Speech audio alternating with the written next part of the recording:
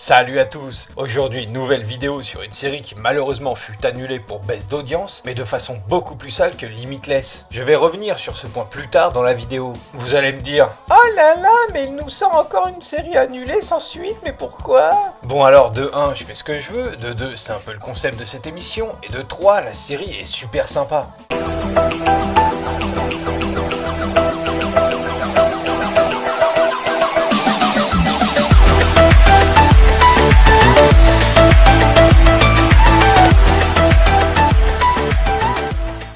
Lie to Me ou Lie to Me, crime et mensonge au Québec. Le Québec, plus grand destructeur de titres de séries et films depuis 1867, est une série en 48 épisodes d'environ 42 minutes créée par Samuel Baume, d'après les découvertes scientifiques du docteur en psychologie clinique Paul Ekman, diffusée en simultané entre le 21 janvier 2009 et le 31 janvier 2011 sur le réseau Fox aux États-Unis. Le docteur Lightman, psychologue en expert en déduction de mensonges par l'analyse de micro-expressions, vend les services de son équipe au service de l'administration fédérale américaine pour aider à résoudre des enquêtes criminelles et civiles particulièrement difficiles à analyser.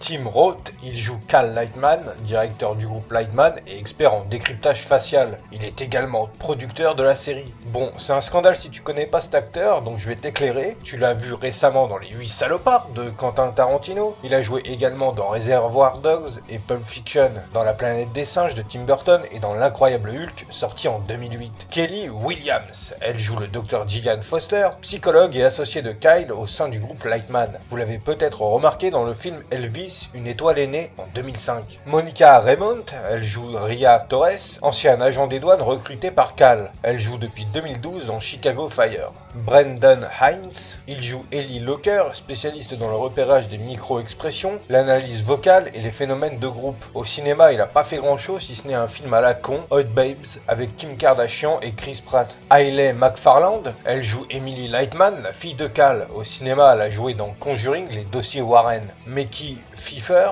il joue Bane Reynolds, un agent du FBI. Mickey est celui du casting qui a sûrement l'une des meilleures réussites au cinéma avec Tim Roth. Vous l'avez récemment vu dans la saga Divergente et dans le film Pandémique. Il a également joué dans 8 Miles, L'Armée des Morts et dans la série Urgence de 1994 à 2009.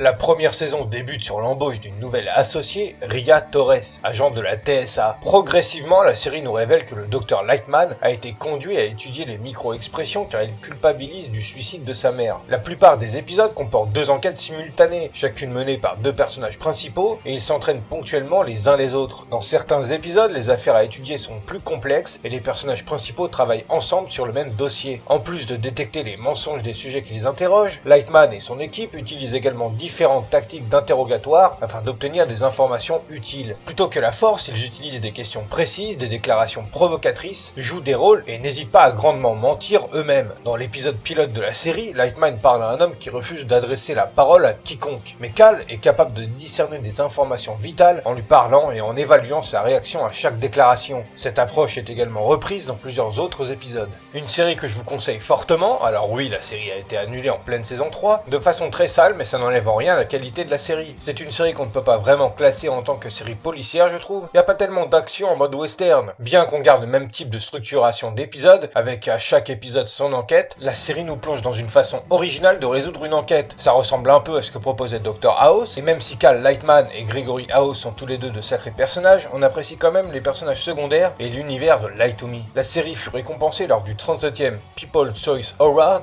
comme la série criminelle dramatique préférée. La saison 1 comporte 13 épisodes et avait 11,06 millions d'audience aux États-Unis et en France 3,76 millions. La saison 2, 22 épisodes pour 7,39 millions d'audience aux États-Unis et 2,79 millions en France. La saison 3, 13 épisodes pour 5,84 millions d'audience aux USA et 3,17 millions en France. La saison 3 devait comporter une vingtaine d'épisodes comme la saison 2, mais à cause des baisses d'audience, la série est annulée. C'est con parce que chez nous l'audience a baissé pour la saison 2 et a augmenté lors de la saison 3. Cette annulation est vraiment très sale. Ok, la série a perdu la moitié de son audience lors de la saison 2, mais ils auraient quand même pu laisser cette saison 3 se finir dignement. Là, y a pas de fin, quoi. Même si la possible fin de saison 3 aurait été conclue de façon bâclée, on aurait eu une fin, et pas cette sale frustration. Ce qui est troublant, c'est que durant les 2 premières saisons, la série fut toujours considérée comme l'une des meilleures nouvelles séries. Elle a été critiquée de façon positive la majorité du temps. Lors d'une interview sur le Figaro, Tim Roth revient sur l'annulation de la série.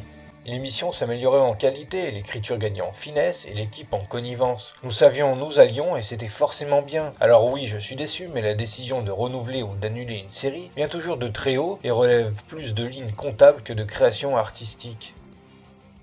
J'espère que la vidéo vous aura plu, si c'est le cas n'oubliez pas de lâcher un pouce bleu, de vous abonner si ce n'est pas déjà fait et à partager la vidéo à vos proches et amis. N'oubliez pas la page Facebook et également le compte Instagram, n'hésitez pas à me dire dans les commentaires ce que vous pensez de la série. Ceux qui ont déjà vu la série, dites-moi si vous aussi vous trouvez que cette annulation est complètement injuste. Sur ce, je vous dis à bientôt pour une prochaine vidéo.